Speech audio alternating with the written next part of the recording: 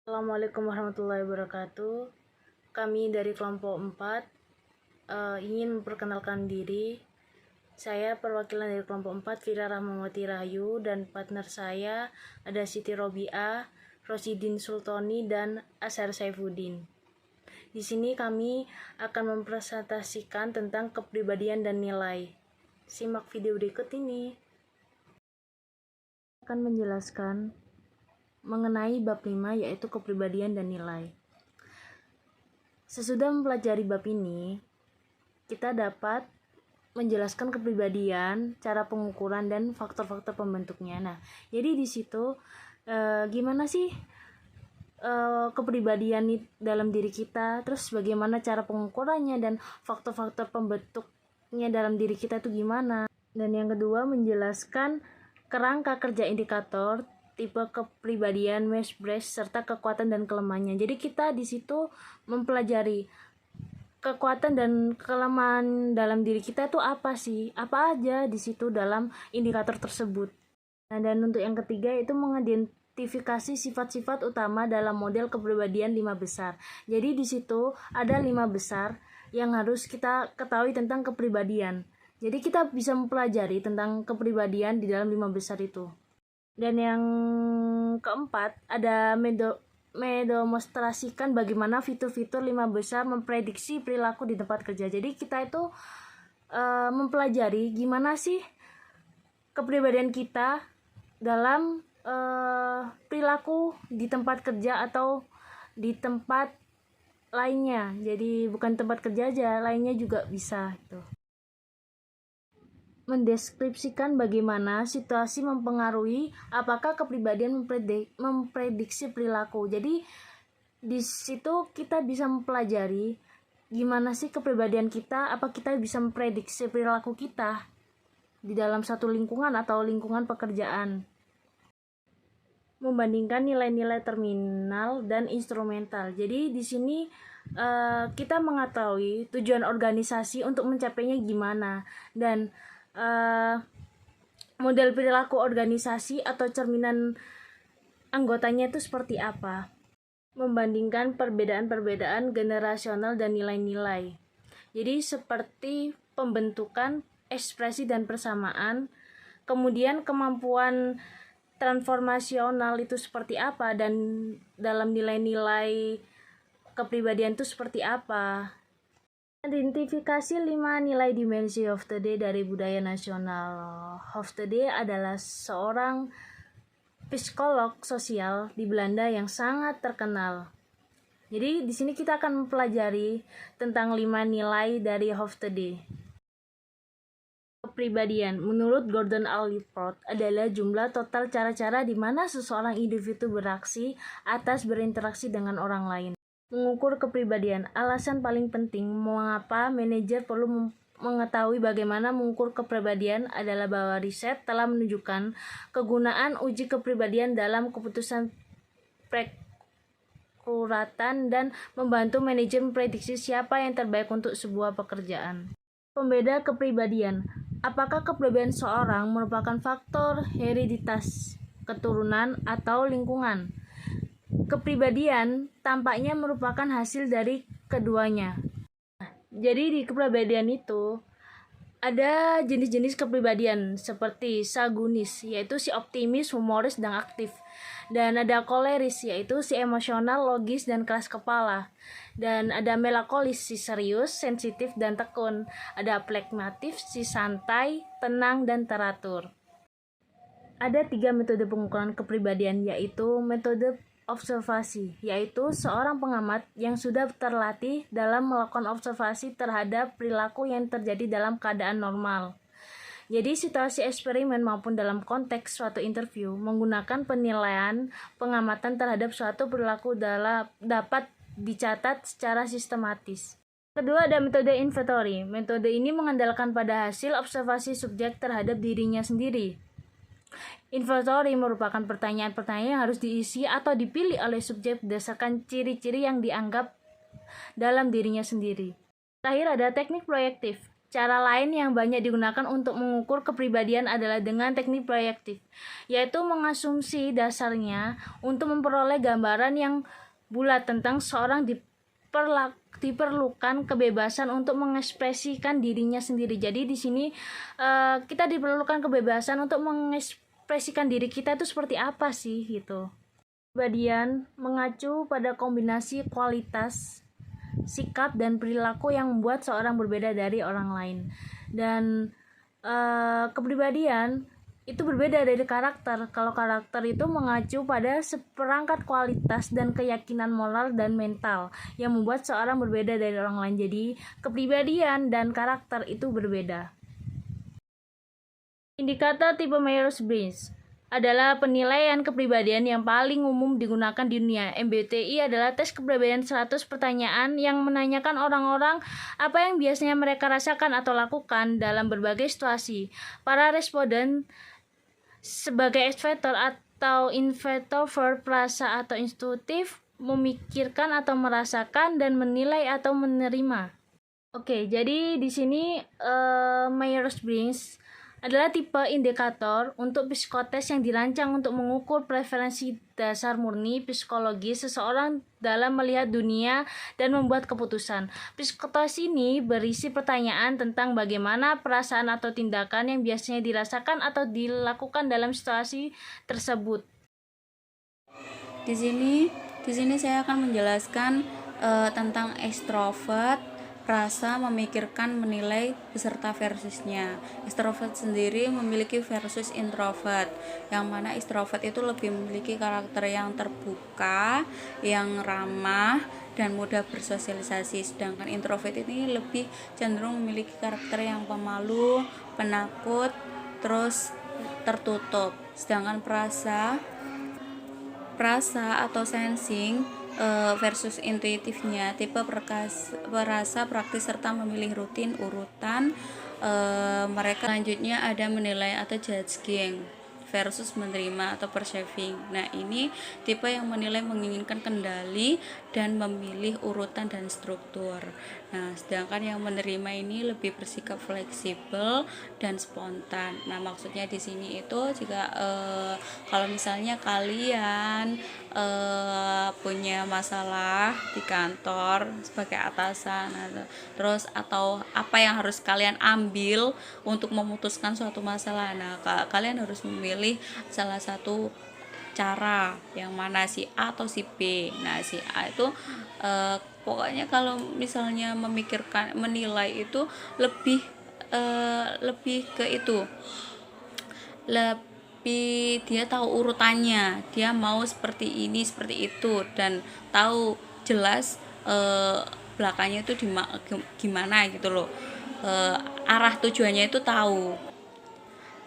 Sedangkan kalau menerima ini lebih bersifat fleksibel atau spontan. Jadi kalau misalnya ada ada sesuatu gitu ya harus dipecahkan di situ. Nah, dia dengan dengan cepatnya bisa mengeluarkan ide yang dia ungkapkan. Nah, secara spontan itu.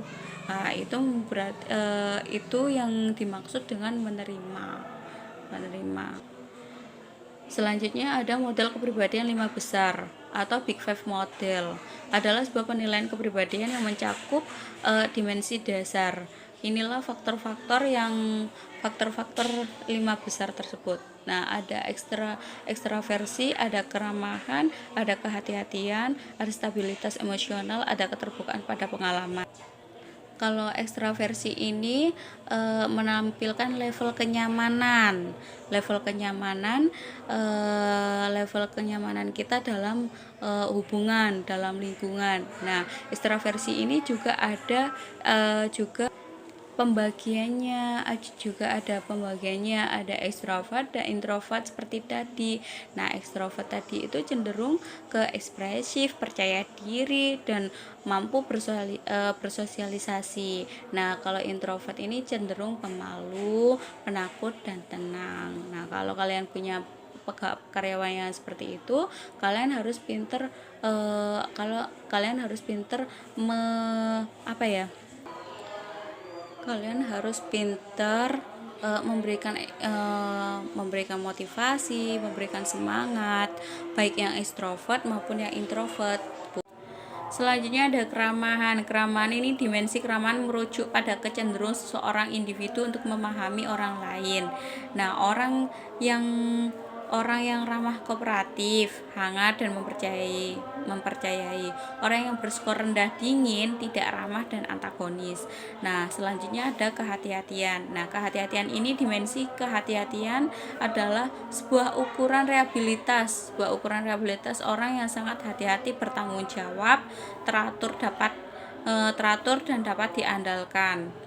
Mereka yang berskor rendah pada dimensi ini mudah dialihkan, tidak teratur dan tidak dapat diandalkan. Selanjutnya ada stabilitas emosional. Stabilitas emosional ini, dimensi stabilitas emosional sering dilabeli dengan kebalikannya, uring-uringan, menunjukkan kemampuan seseorang untuk menghadapi stres.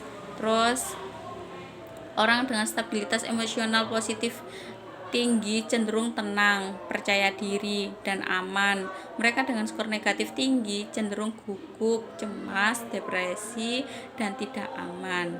Nah, selanjutnya ada keterbukaan pada pengalaman.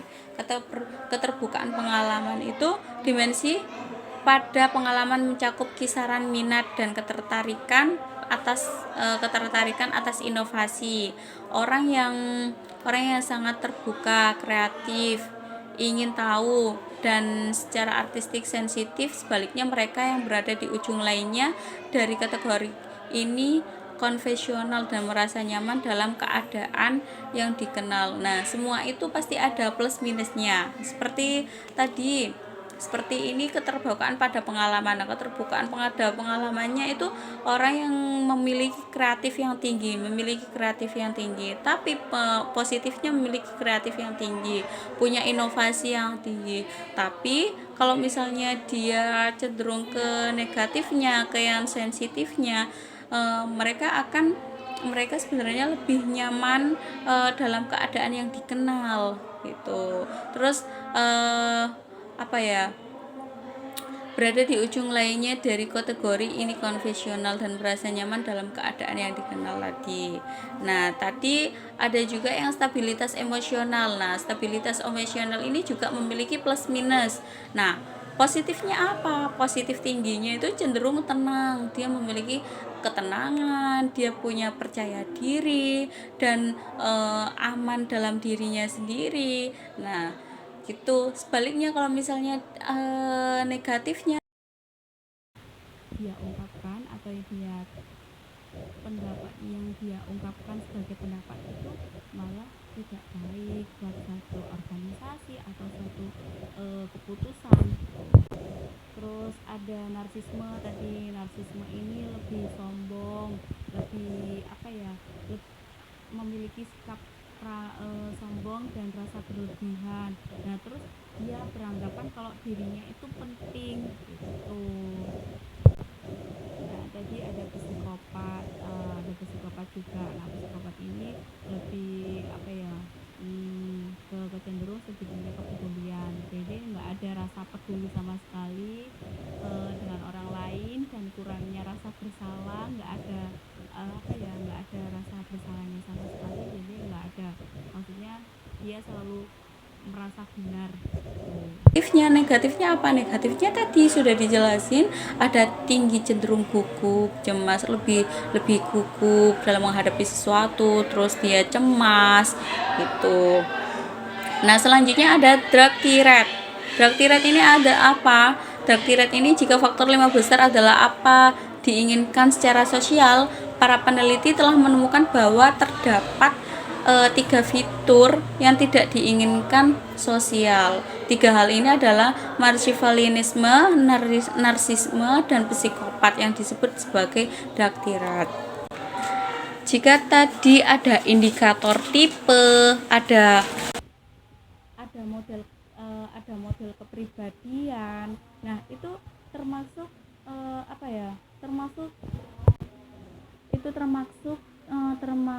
termasuk sosial yang diinginkan, sesuatu yang diinginkan untuk sosial. Nah, gitu. Nah, tapi kalau drug direct ini adalah sesuatu yang tidak diinginkan di sosial gitu. Apa saja ya tadi sudah saya sebutkan, ada Machiavellianisme, narsisme, dan psikopat. Nah, ini dibagi tiga. Machiavellianisme ini pragmatis, mempertahankan jarak emosional dan percaya bahwa hasil dapat membenarkan cara. Nah, sedangkan narsisme cenderung untuk sombong, memiliki rasa berlebihan akan pentingnya diri, membutuhkan kekaguman yang berlebihan, memiliki rasa kelayakan. Nah, sedangkan psikopat ini kecenderungan sedikitnya kepedulian atas orang lain dan kurangnya rasa bersalah atau menyesal saat tindakannya menyebabkan bahaya. Nah, bagian tiga ini yang sangat tidak diinginkan di sosial. Karena kenapa? Karena sangat berpengaruh sekali buat kalian, buat atasan dan bawahan, buat organisasi juga sangat berpengaruh. Karena apa? Itu lebih ke egois nanti. Jadinya itu nanti lebih ke egois dan hilangnya rasa empati satu sama lain. Seperti tadi Machiavellianisme ini dia mau menang sendiri, pendapat apa yang dia ungkapkan itu benar, padahal dia nggak tahu kalau sebenarnya yang dia. Assalamualaikum warahmatullahi wabarakatuh. Saya Rasidin Sultan Ramadan dengan nomor induk mahasiswa 2019-121-214. Di sini saya akan melanjutkan presentasi mulai dari slide ke-10 sampai slide ke-14. Untuk apa saja isinya? Untuk slide ke-10 ini berisi tentang penjelasan sifat kepribadian lainnya yang relevan dengan perilaku organisasi. Untuk yang pertama yaitu orang yang memiliki evaluasi inti diri atau core self evaluation, positif menyukai dirinya dan memandang dirinya efektif, mampu dan dalam kendali atas lingkungannya. Yang kedua yaitu pengawasan diri atau self monitoring, yaitu sikap kepribadian yang mengukur kemampuan seorang individu untuk menyesuaikan perilakunya dengan faktor-faktor situasional eksternal. Yang ketiga yaitu kepribadian proaktif atau proaktif personality, yaitu orang-orang yang mengidentifikasi peluang, menunjukkan inisiatif mengambil tindakan dan bertahan sampai perubahan yang berarti terjadi. Nah, untuk selanjutnya yaitu penjelasan tentang kepribadian dan situasi. Apa sih kepribadian dan situasi? Efek sifat-sifat tertentu pada perilaku organisasi tergantung pada situasi. Dua kerangka kerja teoritis membantu menjelaskan bagaimana ini bekerja. Yang pertama yaitu kekuatan situasi. Teori kekuatan situasi mengusulkan bahwa cara kepribadian bertransaksi ke dalam perilaku bergantung pada kekuatan situasi. Teori kekuatan situasi mengusulkan bahwa cara kepribadian bertransaksi ke dalam perilaku bergantung pada kekuatan situasi. Para peneliti telah menganalisis kekuatan situasi dalam organisasi dari segi 4 elemen. Untuk yang pertama, kejelasan atau tingkat di mana petunjuk-petunjuk mengenai kewajiban dan tanggung jawab kerja tersedia dan jelas. Untuk yang kedua yaitu konsistensi atau tingkat di mana petunjuk-petunjuk tentang kewajiban tanggung jawab kerja cocok satu sama lain. Untuk yang ketiga yaitu batasan atau tingkat di mana kebebasan individu untuk memutuskan atau bertindak dibatasi oleh kekuatan-kekuatan di luar kendalinya. Yang keempat yaitu konsekuensi atau tingkat di mana keputusan atau tindakan memiliki implikasi penting bagi organisasi atau anggotanya, klien, pasokan, dan seterusnya. Teori selanjutnya yaitu teori kedua tentang teori aktivasi sifat atau trait activation theory. Teori yang memprediksi bahwa beberapa situasi, peristiwa, atau intervensi mengaktifasikan sebuah sifat lebih dari yang lainnya. TAT memprediksi bahwa beberapa situasi, peristiwa, atau intervensi mengaktifasikan sebuah sifat lebih dari yang lainnya. Untuk selanjutnya yaitu menjelaskan tentang nilai.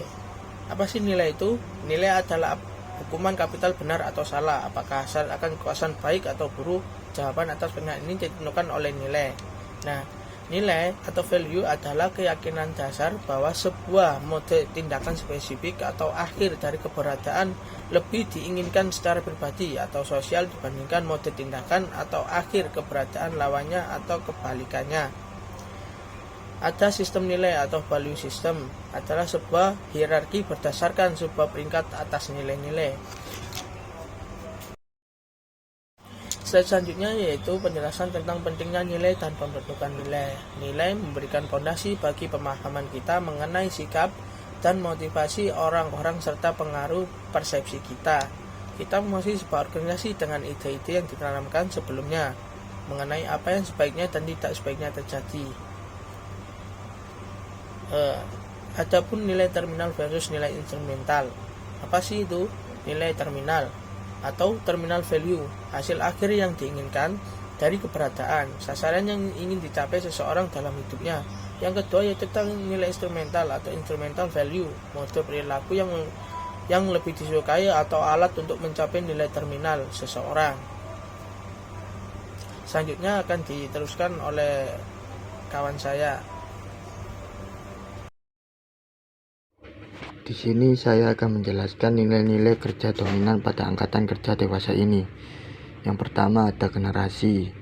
Generasi itu ada loncatan bayi. Yang kedua ada milenial. Terus memasuki angkatan kerja.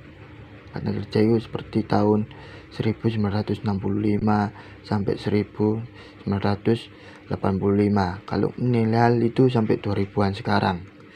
Terus ada perkiraan umur sekarang. Perkiraan umur itu seperti pertengahan 40-an sampai pertengahan 60-an. Terus ada akhir 20-an sampai awal 40-an. Terus ada di bawah 30-an. Terus ada nilai-nilai kerja dominan. Yang pertama ada kesuksesan, capaian, ambisi, terus tidak kesukaan akan otoritas, terus ada kesetiaan pada karir. Yang kedua ada keseimbangan kerja atau hidup otoritas tim dan tidak menyukai aturan, dan setia pada hubungan. Yang ketiga percaya diri, kesuksesan finansial atau mengandalkan diri tetapi berotoritas tim, kesetiaan pada diri maupun hubungan. Selanjutnya saya akan menjelaskan tentang mengaitkan kepribadian nilai-nilai individu di tempat kerja. Manajemen dewasa ini kurang tertarik dengan kemampuan seorang pelamar dalam bekerja stafik dibandingkan dengan fleksibelnya untuk memenuhi situasi yang berubah dan komitmennya pada organisasi. Yang pertama ada kecocokan orang bekerja. Sebuah teori mengidentifikasikan 6 tip kepribadian. Yang pertama ada relatif, terus yang kedua ada intelektual atau investigatif, yang ketiga ada sosial, yang keempat konvensional atau usaha. Dan memuaskan bahwa kecocokan antara tipe kepribadian dan lingkungan bekerja menentukan kepuasan dan memutar. Yang kedua ada kecocokan orang organisasi. Teori yang berpendapat bahwa orang-orang terkait pada dan dipilihnya oleh organisasi yang sesuai dengan nilai-nilai mereka, dan mereka meninggalkan organisasi yang tidak cocok dengan kepribadiannya. Selanjutnya saya akan menjelaskan nilai-nilai internasional. Salah satu pendekatan yang paling dirujuk secara luas untuk menganalisa variabel di antara budaya yang dilakukan di akhir tahun 1970-an oleh Grant yang mensurvei lebih dari 166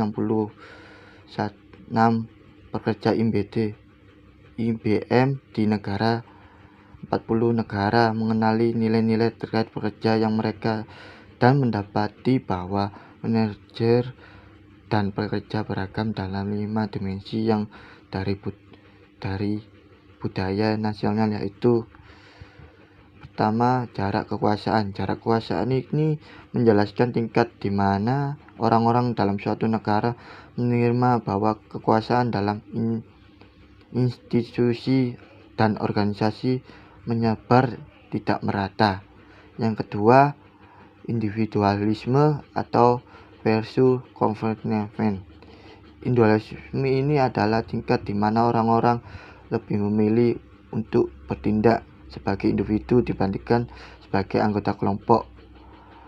Terus, konvensionalisme menetapkan kerangka sosial yang ketat di mana orang-orang mengharapkan yang lain dalam kelompok menjadi bagian untuk merawat dan melindungi mereka.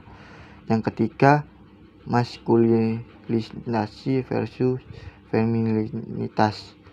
Konsep maskulinitas Hoviende adalah tingkat di mana budaya menyukai perang-perang maskulin tradisional seperti mencapai terus kekuasaan, kendali, peringkat, femininitas tingkat tinggi.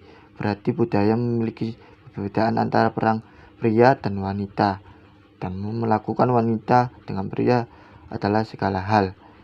Yang keempat, penghindaran yang tidak kepastian. Tingkat yang dimana orang-orang dalam satu negara lebih memiliki situasi yang terstruktur atau tidak terstruktur menentukan penghindaran ketidakpastian mereka.